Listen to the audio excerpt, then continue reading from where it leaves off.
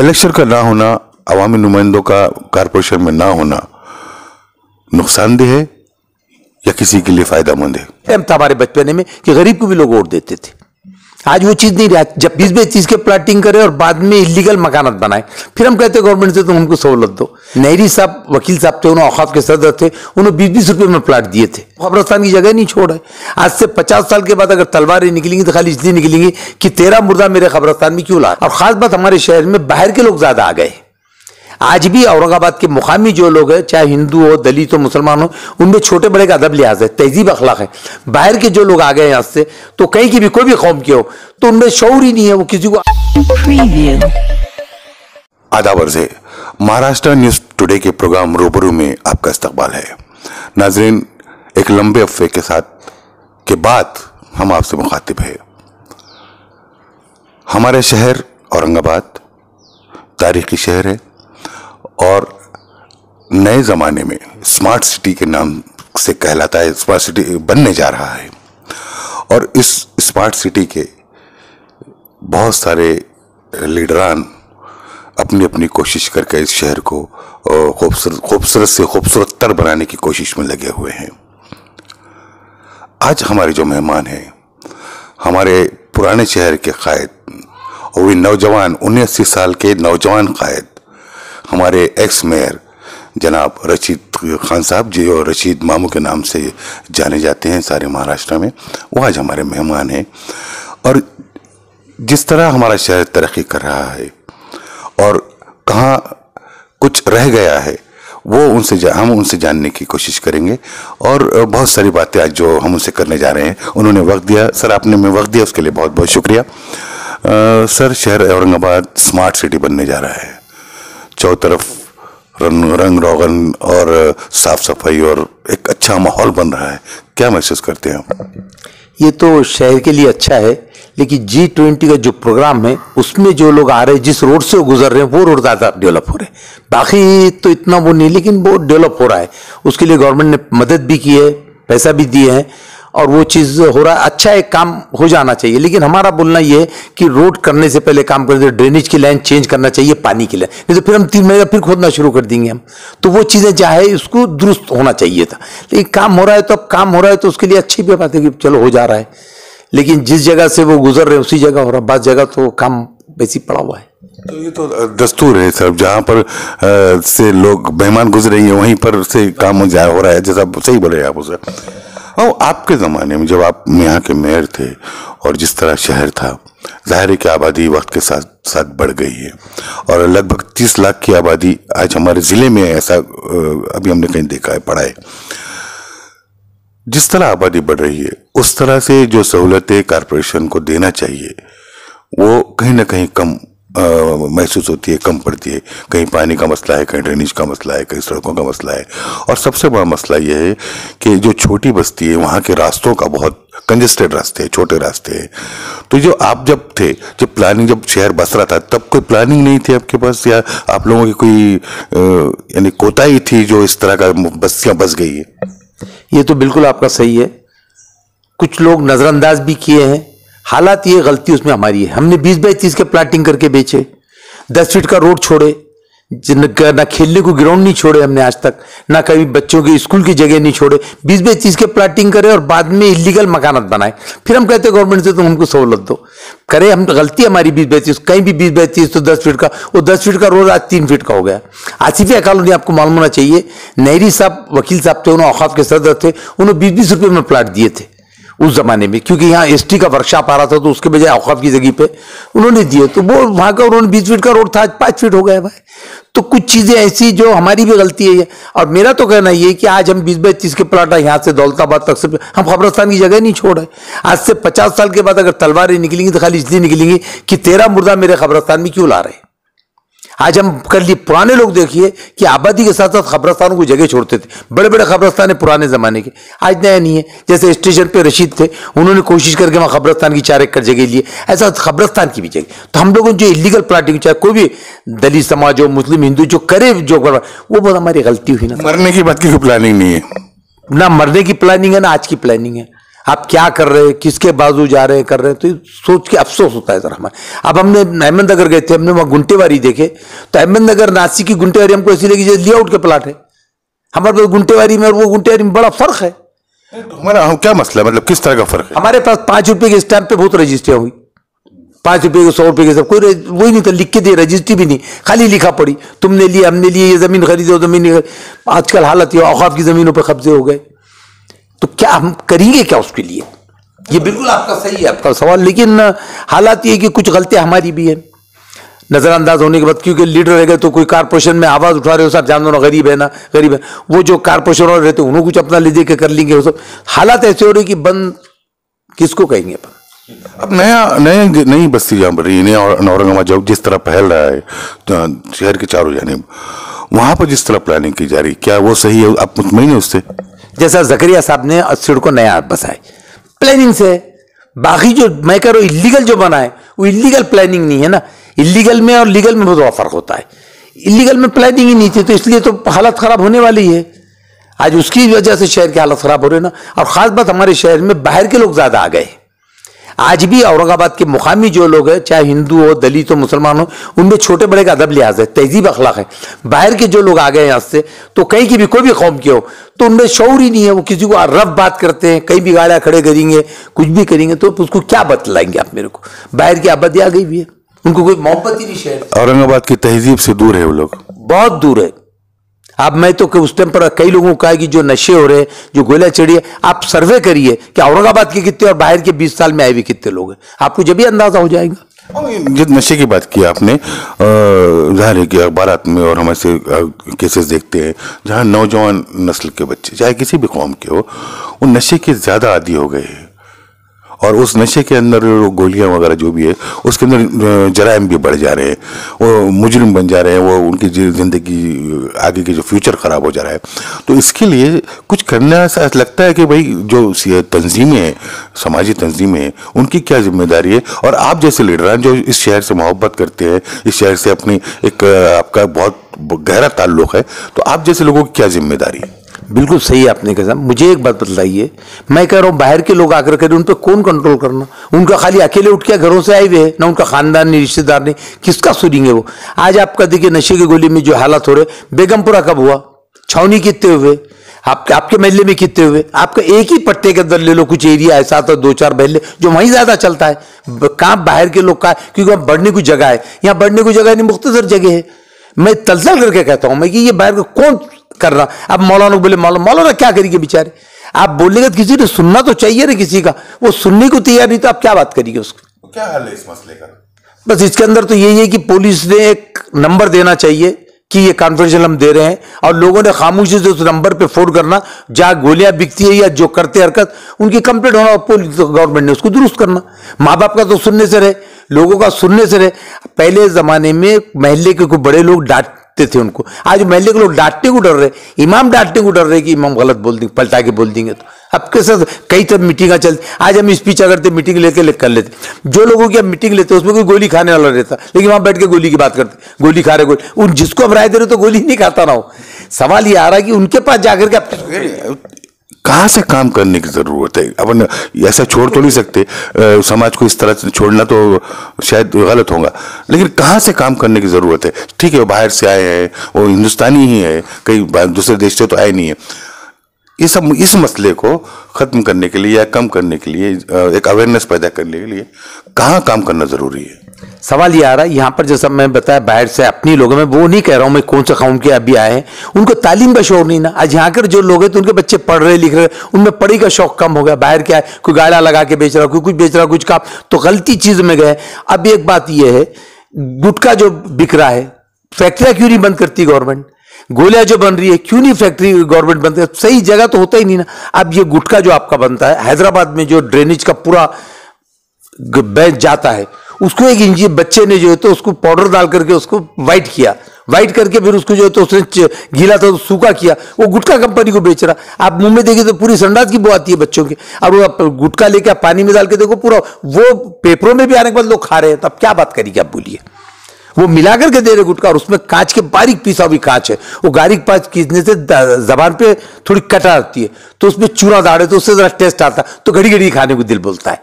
जबान कटती है, चूना तो अच्छा इंटरेस्ट अंदर से आता है, फिर भी खा रहे हैं। तो आप अपन ये इसको रोक रहा है, तो गवर्नमेंट ने कंपनी क्यों नहीं बंद करती? गवर्नमेंट की जिम्मेदारी है। आम आदमी के लोग, आप जैसे लीडरान के लोग सुन नहीं रहे। नहीं, सुनने का सवाल एक आ रहा है कि गवर्नमेंट ये क्यों नहीं चाहे, गवर्नमेंट ने चाहे ना, आज हमारे पास आतंकवाद फैल गया था, गवर्नमेंट ने कंट्रोल करी सब चीज, इसको क्यों नहीं कंट्रोल कर रही? क्यों नहीं फैक्ट्री वालों को जेलों में दाड़ है? इसमें पैसे का बहुत बड़ा इन्वॉल्वमेंट होता है ना सर। खुला लोगों को गुटखा बंद है, लेकिन आमतौर पर यहाँ पर गुटखा मिलता है। आपने जो बात कही इससे मुझे बड़ी अच्छी बात है। हिंदुस्तान 1947 में आजाद हुआ, गांधी जी ने उस टाइम पर क्या कहे? गांधी जी ने कहे कि मुझे लगता है कि सबसे बड़ी हुकूमत हजरत अबू बकर, हजरत उमर इस्लाम की थी। उन्होंने बड़ी सल्तनत के मालिक थे, लेकिन फकीरी में जिंदगी गुजारे। है कि हम तो काते माल आ रहा सोच रहे। तो गांधी जी ने कब बोले? 47 में हजरत उमर इस्लाम को अबू बकर जिक्र करके कि भाई ऊपर मुझसे नीचे तक होना चाहिए ना। अब यहाँ तो आप देख रहे कि हालात क्या है। अभी हम सुनते हैं कि एमएलए 50 करोड़ में बिक रहे हो, एक 500 करोड़ में बिक रहे हो, तो क्या अंदाजा क्या लगाएंगे आप? आज अपन गरीब को बोलते, बड़ों का अपन देखने को तैयार नहीं है। क्या आपके बैंक का कितने ठंडे हो गए, क्या क्या नहीं अपने पास चलेगा, दिल जलता है, खामोश बैठते। हमारे टाइम पर वो चीज नहीं थी। जैसा हम महापौर बने थे, हमारी गाड़ी में एक साल हमारे 20 बच्चे नहीं बैठे, लोग ताजुब, लोगों के अब गाड़ी में कोई भी लेके फिरते। तो ये अपने ऊपर रहता कंट्रोल करना, अपना कैसा लेके चलना, शहर अपना क्या है, क्या लोगों को लेना चाहिए। इस मसले पर सोचने की जरूरत है, और तमाम लीडरान जो अपने आप को कौम का रहनुमा समझते हैं, लीडर समझते हैं, उनकी जिम्मेदारी बढ़ जाती है। अगर हम समांतर जलवाहिनी की बात करें, तो जब ये स्टार्ट हुआ था, अब अच्छी तरह सब चीज़ से वाकिफ है, 350 करोड़ का कुछ तो प्रोजेक्ट था, 2700 करोड़ तक चला गया। इसकी क्या वजह है? और अभी भी ये काम सुस्त रवि से जारी है, क्या वजह है इसकी? साहब, इसके अंदर जो पहले लाइन जो ली गई थी, आपस में लोगों ने बैठ के गुत्ता लिए थे, सबको मालूम था वो क्यों लिए थे। और उसमें उन्होंने टैक्स इतना लगाए थे कि 18,000 रुपये साल का टैक्स आने वाला था नल को। वो तो गनीमत दाते पाटिल को दुआ देना कि उन्होंने कोर्ट में गए, कोर्ट में जाने के बाद फैसला हुआ, पैसा रुक गया 4,400 पे, लेकिन आज वो 2,200 के ऊपर आ गया है टैक्स उसका। और फिर भी महाराष्ट्र में सबसे ज्यादा पानी का टैक्स यहाँ पर ही है। तो आपसी चीज से इसमें कोई देखने का सवाल ही नहीं आता ना। और एक चीज ये कि आप कहेंगे सही लीडरों ने आवाज उठाना, कौन लीडर आवाज उठाएगा? उठाए तो उसके ऊपर एक इंक्वायरी शुरू हो जाती है। आजकल बड़ों के तरफ मुश्किल जाती है कि बोलने को भी लोग अगर साफ बात भी करे तो इंक्वायरी आ जाती है। आप तो देखेंगे अगर सच बात करना ही आजकल बंद हो गया है। आजकल जितना आप झूठ बात करेंगे समझ लो उतना बड़े अच्छे आदमी आप, शरीफ है। आप सच बोलेंगे तो आप पे इंक्वायरी आएगा, परेशान हो जाएंगे आप। तो झूठ का कब तक चलेगा सर? समाज में झूठ तो झूठ ही होता है, तो कब तक चलेगा और हम किस तरफ जा रहे हैं? झूठ जब तक चलेगा साहब, आपको आपके वोट की कीमत ना हो। डॉक्टर बाबा साहब अम्बेडकर ने जो वोट दिए, जब तक आप पैसे लेके वोट देते रहेंगे आपको ये होगा। आपको क्या पैसे मिलने वाले? आपको 2,000 5,000 बताइए, आपको रोज का क्या हिसाब आता? 2.25 पैसे 24 घंटे के, इसके तो क्या बात करेंगे आप? और कोई फालतू आवारा लोग जो है तो तुम्हारे 1 घंटे का 200 से 2 लाख लेते, उनकी 5 साल की इनकम। तो जब तक कि हम वोट का लेन देन खरीद, जब तक हम सुधरेंगे नहीं। आप कितना कोई भी मेहनत कर लो, आज एक वर्कर है, सोशल वर्कर, महल्ले में काम करना चाहता है वो, लेकिन पैसे लेके अगर सोशल वर्कर छूट के नहीं आता। गरीब तो आजकल आने का रहा है। पहले टाइम था हमारे बचपने में कि गरीब को भी लोग वोट देते थे, आज वो चीज नहीं रहा। जब तक कि तुम पैसों पे वोट देना छोड़ेंगे नहीं, आप सुधरने वाले नहीं। महानगर पालिका में पिछले काफी साल से इलेक्शन नहीं हो, जो कानूनी मसले हैं उसमें वो अटक के रह गए। इलेक्शन का ना होना, अवामी नुमाइंदों का कारपोरेशन में ना होना नुकसानदेह है या किसी के लिए फायदेमंद है? इसमें साहब नुकसान भी और फायदा भी। जैसा कि कुछ नगर सेवक पूरे हिंदुस्तान में बोलो, महाराष्ट्र में कहीं भी आते हैं, वो गुत्तेदारी शुरू करते हैं उनके नाम पे, दोस्तों के नाम पे रिश्ता, वो गलत हो जाता, उससे तुम काम ले नहीं सकते। दूसरी एक बात यह है कि काम का तरीका जो है वो करा के लेना बहुत अलग होता है। और ऑफिसरों में भी क्या हो जाता है, जब समझ जाते हैं कि गुत्तेदारी कर रहे, इंटरेस्ट कर रहे, उतना अपना दिलचस्पी नहीं बढ़ती। जैसे आज एडमिनिस्ट्रेटर औरंगाबाद में पांडे साहब यहाँ पर थे, कलेक्टर एडमिनिस्ट्रेटर, उन्होंने 300 करोड़ रुपए का जो खर्चा था उसको नील किया कारपोरेशन में। आज हम रहते तो आज हमारे टाइप पर फाइलें इतनी बन गई, A1 25,000 का था, कई बोगस फाइलें भी हो गई है। तो जो चीजें कुछ नुमाइंदे में होता है, लेकिन कुछ गलत भी काम होता है, कुछ अच्छा भी होता है। आज ये एडमिनिस्ट्रेटर सुन रहे नहीं है, वो एक आदमी का तो ये तो बात बिल्कुल सही है कि भाई तो होलसेल रहते हैं, लेकिन काम आप जाके बताइए। हमारे पास बहुत जनों की आदत है, हम पेपर में न्यूज दे देते ये काम होना, अरे वो अधिकारी को मालूम हुआ क्या? अच्छा, कारपोरेशन में हम जाते, जाने के बाद निवेदन हम किसको भी देते, उसके पावर ही कम नहीं है, तो क्या करेंगे हम? कोई डिप्टी कमिश्नर को लेटर दे, उसके तरफ ड्रेनेज का काम है क्या, रोड का काम है, कुछ दे, हम पूरे शहर का उसको निवेदन मालूम ही नहीं किसको क्या नहीं मालूम। तो वो हमारी बहुत बड़ी गलती है। हमने कई टाइम लोगों को कहे, कलेक्टर से कमिश्नर से मिलकर आप निवेदन दीजिए, आप निवेदन दीजिए, पेपर में डालता है, पेपर कब पढ़ना उन्होंने, कब करके हल होना। तो कुछ चीजें हमारी भी तो गलतियां हैं, आप उनको जाके दीजिए ना। आप खाली अगर हमने फर्ज को, मैंने मेरी सालगिरह धूम से मना लिया, मैंने कोई फंक्शन धूम से मना लिया, शादी कर लिया, दावत दी दिया, 2000 लोगों को बुला लिया, उससे शहर का डेवलप नहीं, वाला कौम का काम नहीं हुआ। ये मेरा पर्सनल इंडिविजुअल हुआ। अगर हमको तड़प है, कुछ काम है, तो हमको उस ढंग से काम लेना पड़ेगा उसको। और कुछ संधि में जो इस्लाही माशरा के लिए काम कर रहे हैं, ये जो सारी जो बुराइयां अभी पैदा हो गई है समाज में, उसको दूर करने की कोशिश कर रहे हैं, उनकी ताकत कम पड़ती है, जज्बा कम है, क्या ऐसा लगता है कि जो असर नहीं हो रहा है बातों का?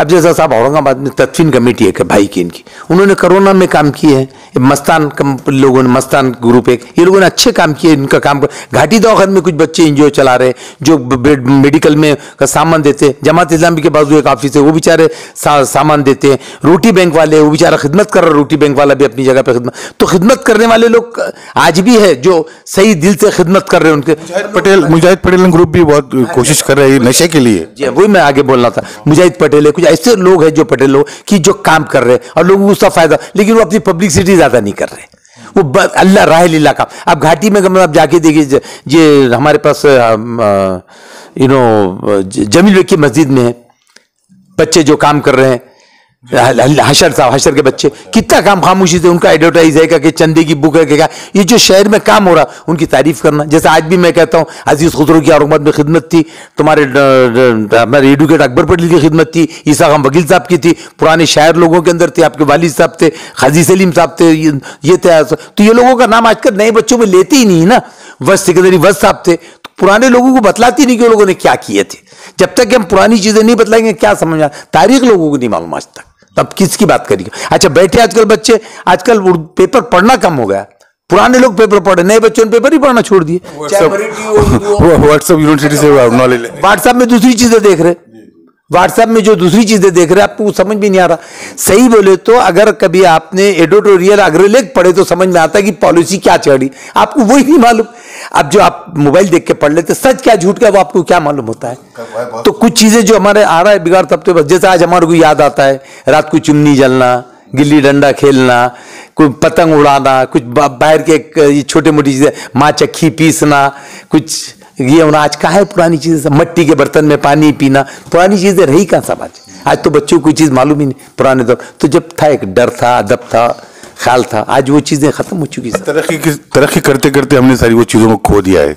बिल्कुल तरक्की हो गई है, बच्चे पढ़ रहे हैं आजकल, कई बच्चे आज बड़ी बड़ी पोस्टों पे निकल गए, कर गए, लेकिन अब वो तहजीब से दूर होते जा रहे हम लोग, तहजीब से दूर होते जा रहे। जैसा कि परसों की एक बात है, एक साहब ने मुझसे जिक्र कहे कि इस्लाम में बोले मामू पहले जमात वाले नमाज को तरतीब दे रहे बोले और एजुकेशन को बाद में दे रहे। मैं कैसा क्या, एक बच्चा 9वीं में पढ़ता बोले हमारे पास, तो उनके अब्बा का फोन आया कि जुमा का टाइम है, नमाज को छोड़ो, पहले नमाज जरूरी। तो मुझे कैसे जरूरी है कि तुम्हारा हजरत आप मुसलमान है, आप जुमा के दिन आप पूछ रहे, बतलाइए क्या हम करेंगे। मैं लगा बच्चा 7 साल की उम्र से, 7 साल की उम्र से नमाज पाबंद है। मैं जी हाँ, और स्कूल चलाते हो, क्या बात करेंगे आप बोलिए मुझे।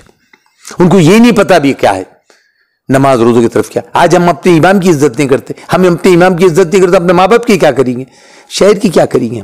हमको पहले तहजीब अखलाक सीखना चाहिए, इमाम क्या कहते हैं वो भी सीखना चाहिए हमें। लेके चल नई नस्लों की अनजानी रुतों को कौन समझाए, कहां से बच के चलना है, कहां रुक कर गुजरना है। मामू का जिस तरह, मामू का जो सोच, मामू का जो अंदाज है बात करने का और जो तड़प है, वो सच में होनी चाहिए हर उस लीडर में, हर उस इंसान में जो समाज के लिए कुछ करना चाहता है।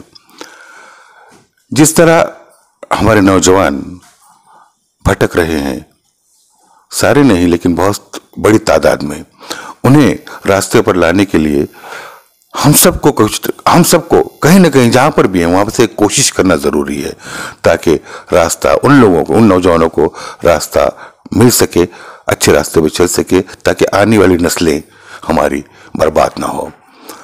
रशीद मामू का शहर को लेकर जो कुछ सोच है, जो कुछ रशीद मामू ने ऐसा बढ़ते हुए देखा है, वो 20 बाई 30 के छोटे मकानों से आज बड़े बड़े बिल्डिंगों तक उन्होंने इस शहर को देखा है। और जो जिम्मेदारी से उन्हें जिस तरह उन्होंने कबूल किया है कि जब 20 बाई 30 की बस्तियां बस रही थी, जब कहीं ना कहीं कोताही हुई लीडरान से भी और कारपोरेशन के अफसरान से भी, जब भी तंग बस्तियां ज्यादा हो गई, रास्ते छोटे हो गए, पानी का मसला है, ड्रेनेज का मसला अभी भी कई सारी बस्तियों में है। और हम उम्मीद करते हैं कि रशीद साहब, आप जिस तरह एक्टिव है इस उम्र में भी एक नौजवान की तरह, आप सुबह से जो निकलते हैं शाम तक काम करते रहते हैं, शहर के हर इलाके में आपको दिखते हैं। अल्लाह आपके सेहत दे, अल्लाह आपके काम में आपको कामयाबी दे, और आपकी जो नीयत है उसको अल्लाह मियां पूरा करे जो आप करना चाहते हैं शहर के लिए।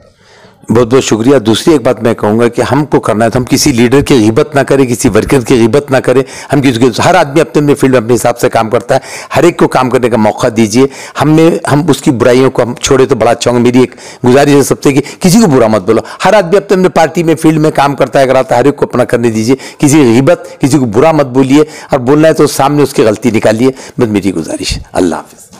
ये थे रशीद मामू जिनके ख्यालात आपने सुने, और जाहिर है कि ग़ीबत बहुत बड़ा गुनाह है।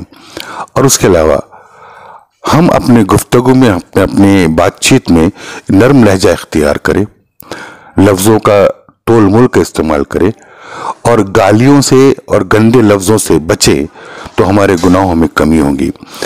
अगले हफ्ते ऐसे ही किसी मेहमान के साथ हम आपकी मुलाकात करवाएंगे।